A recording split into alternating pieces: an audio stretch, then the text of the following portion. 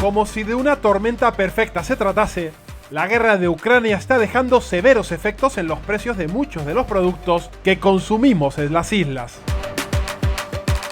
El IPC de los alimentos se disparó en febrero hasta el 6,1% en Canarias, aunque hay productos básicos de la cesta de la compra que registraron un incremento mayor. De esta subida de precios inquieta la escalada del aceite de girasol y de los cereales, dos de los productos esenciales para la industria alimentaria.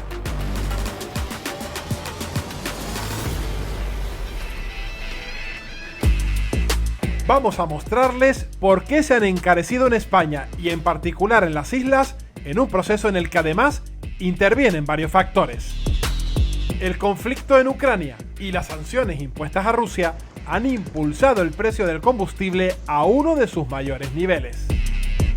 Y ese combustible impulsa los barcos que traen el 90% de las mercancías que necesitamos aquí en las islas. Entre las mercancías que se descargan en el puerto están los cereales, cuyos precios han aumentado entre un 30 y un 60% en comparación con el pasado mes. Esos cereales disparados de precios sirven para dar de comer a vacas, gallinas u ovejas, y de ellos se obtienen alimentos como la carne, la leche, los huevos o productos lácteos que compramos en el supermercado. Después, toda esta mercancía hay que llevarla desde el puerto hasta las grandes superficies. Otro coste más que añadir, ya que el combustible se ha incrementado de media más de un 40% en Canarias desde inicios de este año. Y es en el supermercado donde observamos las consecuencias de esta tormenta perfecta en productos como el aceite de girasol, un 32% más caro que el pasado mes. La sola idea de que pueda escasear ha provocado una fiebre en la demanda, lo que ha llevado a que su valor se acerque al aceite de oliva, cuando la diferencia entre ambos anteriormente era del 200%. Cuando los hogares, restaurantes, panaderías y hoteles de las islas adquieren los productos que necesitan como harina, carne, huevo, queso, cereales o aceite, se encuentran con un añadido más a esta tormenta perfecta: el desmesurado coste de la energía. La suma de todos estos incrementos, incluido el de la luz, que en el último mes ha pulverizado todos sus récords, se nota, y de qué manera, en esta panadería. Comenzamos en el horno de esta panadería, que permanece encendido unas 8 horas al cabo del día. Vamos a ver cuánto costaba hacer una barra de pan y un bizcochón el año pasado y cuánto cuesta este. Bueno, y aquí tenemos los ingredientes básicos para hacer pan: agua, levadura, harina de trigo, y se ha notado aquí también el incremento de precios. Por ejemplo, ¿cuánto ha subido la harina de trigo con respecto a hace un año? Un poco más del doble. Antes costaba 40 céntimos y ahora cuesta 90 céntimos. La subida de la luz también se ha duplicado. De 1.800 euros que está pagando mensualmente, estoy pagando unos 4.000. ¿Han tenido que subir los precios de sus productos? Hemos tenido que subir. Era una situación insostenible. Ahora mismo estamos cubriendo costes prácticamente. Pero aquí también han notado el incremento de los costes de otras materias primas: leche en polvo, harina, aceite, huevos, azúcar y levadura. Jonay, todos estos incrementos de los que hemos hablado también influyen evidentemente en la parte de repostería. Por ejemplo, ¿a cuánto vendían un bizcochón hace un año y a cuánto lo están vendiendo ahora? Antes lo vendíamos a 3,50 y ahora lo estamos vendiendo a 4,10, tanto por la harina y la luz. Pero los incrementos de precios no solo afectan a estos ingredientes. Los sectores de la carne y el pescado viven momentos difíciles en Canarias. Las granjas de Canarias advierten de que la alimentación para animales es ya un 100% más cara que hace un año. Jesús Cabrera, es usted dueño de esta granja avícola en la que ya temen ustedes quedarse sin reserva de grano. Pues sí, lo que tenemos en stock se está consumiendo. Cuando lleguen nuevos cereales, pues vendrán mucho más caros. ¿Se han visto ustedes obligados a subir el precio del huevo? Estamos subiendo en torno a un 8%, es lo que hemos presentado actualmente. Imagino que también se han visto ustedes afectados por la competencia del huevo importado de la península. Bueno, en parte también, pero en península han subido también, porque esto es un problema no de Canarias, es un problema de España y del resto de Europa. El alza de precios, agravada por la invasión rusa de Ucrania, ha implicado que en Canarias el litro del gasoil profesional haya hasta duplicado su precio. Si la situación sigue así, en 2 meses se plantearían no salir a faenar. Miguel Delgado, secretario de la Cofradía de Pescadores de Mogán, ¿cómo les está afectando el alza en el precio del gasoil? Nos está afectando muy mucho, porque date cuenta que a lo mejor el año pasado teníamos de 0,49, de pasar de ese precio a 0,84. ¿Hasta cuándo creen que podrán aguantar así? Si esto no se para, pues estaríamos hablando de un par de meses más. La subida de precios de estas materias primas impactan de lleno en la cuenta de resultados de los bares y restaurantes de las islas. Miguel, por favor, mesa 5. Hola, Mari Carmen. Hola, ¿qué tal? Dueña de La Tasca El Paso, un restaurante que trabaja con menú del día. ¿En qué consiste o qué tienen preparado para el día de hoy? Hoy tenemos unas lentejitas, tenemos una cremita de verduras y tenemos también una empanadilla de atún. Y de segundo tenemos cinta de lomo al horno, también tenemos fogonero y por último tenemos una pasta con una salsa carbonara. ¿Y qué precio tiene este menú del día? Pues el menú son 9 euros. En estos momentos todo está subiendo de precio, carnes, pescado, el aceite de girasol. ¿Ustedes van a tener que incrementar el precio de ese menú diario? Hombre, considero que irremediablemente tendremos que hacerlo si esto sigue así. Hemos intentado pues un poco recortar en las cantidades para no perder lo que es la calidad en el producto. Hacer la compra últimamente es una auténtica carrera de obstáculos para evitar los productos que más han subido. Es por eso por lo que hoy nos hemos propuesto un reto. Hemos elegido una lista de productos y vamos a comparar cuánto nos costaba comprarlos en 2021 y cuánto nos cuesta ahora.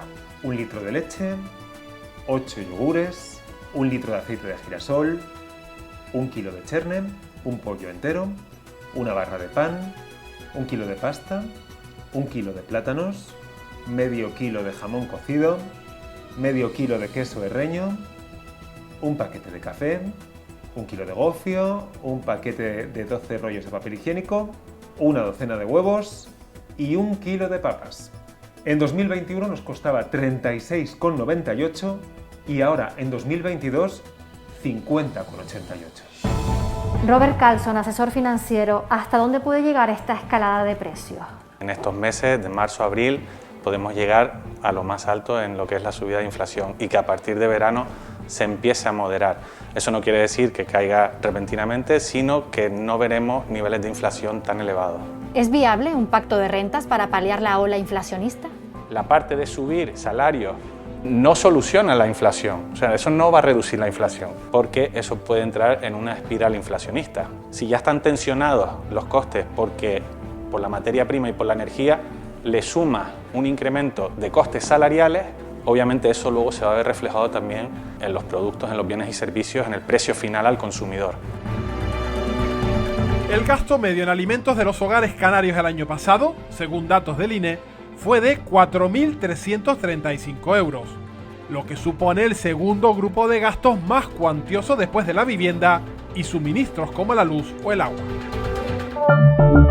Raúl Alonso, para evitar que nuestro gasto se descontrole ahora más que nunca hay que saber hacer la compra. ¿Qué podemos hacer para minimizar los costes en nuestra cesta de la compra? Pues hay que buscar la etiqueta. Tenemos que esta lata cuesta 0,65 euros. Sin embargo, veremos aquí que pone PUM, que es el precio de la unidad de medida, en este caso sería por kilos. Eso nos sirve para comparar con otras marcas y nos permite elegir precisamente comprando más barato. Raúl, y para ese producto tan de moda, el aceite de girasol, que ha subido bastante su precio, ¿tenemos alguna alternativa? Hay varias, por ejemplo, aceite de colza, aceite de millo, maíz, hay determinados aceites de oliva, por ejemplo, de los orujos de oliva. Usted ha elegido gasolina 95. Intentar ahorrar al máximo se extiende también a nuestra movilidad. La imagen se repite en los últimos días en algunas gasolineras canarias. ¿Cómo consiguen mantener unos precios tan competitivos? porque digamos que la petrolera de la cual dependemos nosotros, que este gas, es una empresa netamente canaria, con lo cual todo lo que se refiere a infraestructuras, a movimientos de combustibles y demás, no es como compararlo con una empresa a nivel nacional que tiene que hacer grandes movimientos a nivel península. El incremento del coste del combustible es otro de los grandes rotos en nuestro bolsillo.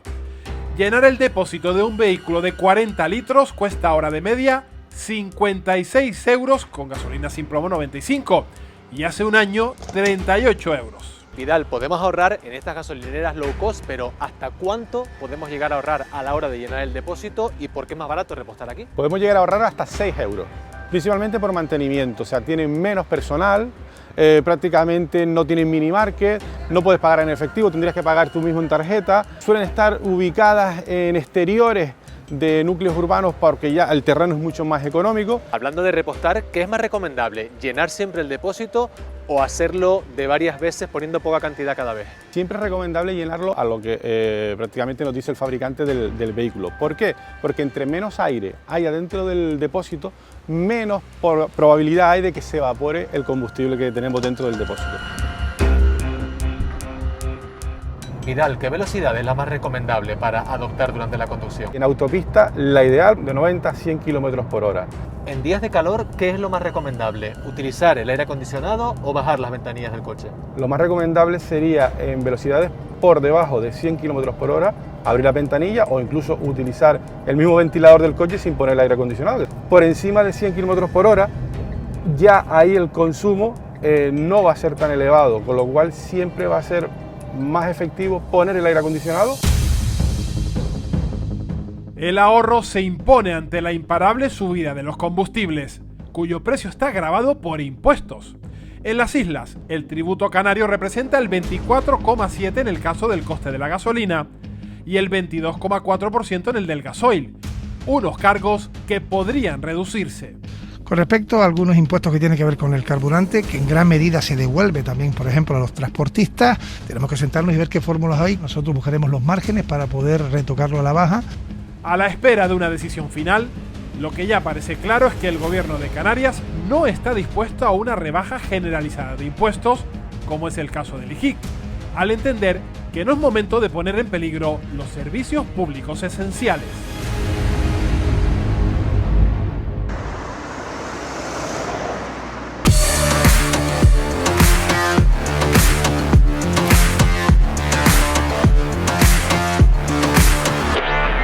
Encender la lavadora. Comprar pan. Llenar el depósito del coche. Muchas gracias. ¿Cuánto te debo? Sería 1,30 €, por favor. Este gesto, pagar la cuenta, cada vez nos produce más inquietud. ¿Llegaré a fin de mes o no? Y esto sucede en un contexto económico desfavorable en el que Canarias continúa en el vagón de cola de los salarios del país. De hecho, las islas se sitúan solo por delante de Extremadura.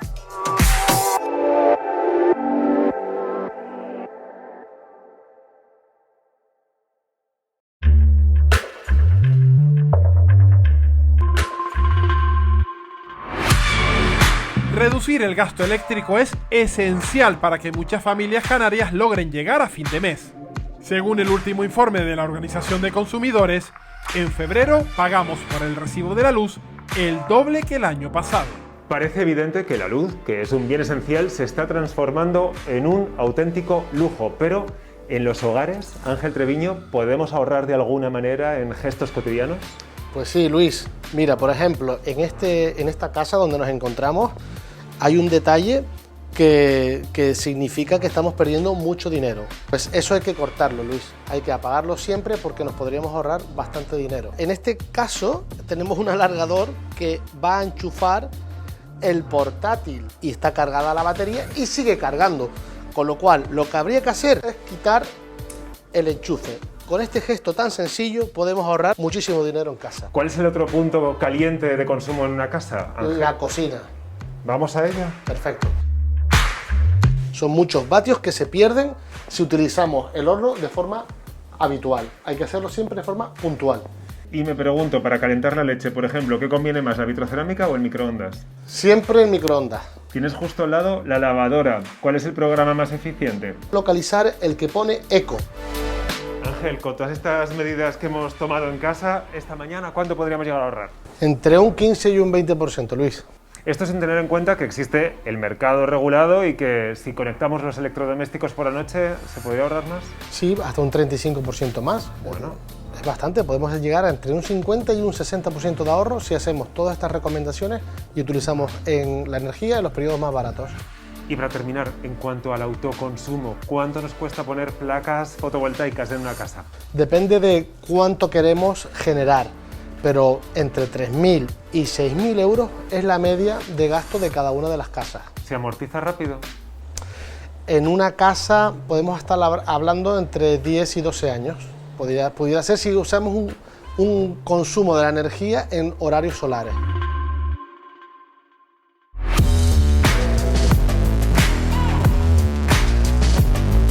La industria turística también está recibiendo el golpe de la subida generalizada de precios, en especial de la luz.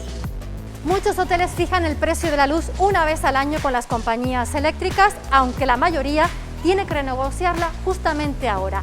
También compran las partidas de aceite de girasol una vez al año, aunque no es la tónica habitual de todos los hoteles de las islas. José María Mañaricúa, como director de hotel, ¿cómo se han visto afectados por el alza en el precio de la energía eléctrica? Debido a esta subida que llevamos ya tiempo del coste de la energía, del coste de la luz, vemos como nuestro precio de energía eléctrica ha subido un 300%. Por ejemplo, en un hotel de mi compañía, en enero de 2019, gasté 37.835,66 euros en energía eléctrica y en este mismo mes de enero de 2022, 114.569 euros, solamente en energía eléctrica. En el conjunto, sumado el gas, etcétera, etcétera, al final del año estaremos hablando para un hotel de unas 450 habitaciones, un gasto en torno a 1.200.000 euros. Para limitar el precio de la luz en empresas y hogares, el Gobierno de España ha solicitado a la Unión Europea que modifique el sistema de fijación de precios. Las propuestas que pienso que podrían llevar a cabo son tres. Una, establecer un tope a lo que es el precio del gas, independientemente del precio al que se compre, establecer un tope a la electricidad, que bueno, por ende van relacionados, o directamente quitar el precio del gas de la fórmula, de la ecuación de la fijación de precios eléctricos.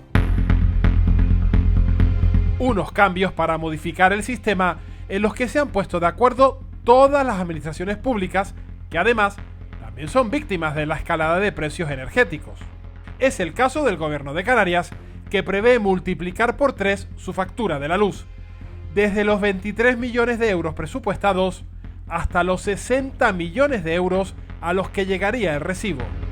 Muchas víctimas y demasiados frentes abiertos para cuadrar unas cuentas que no salen.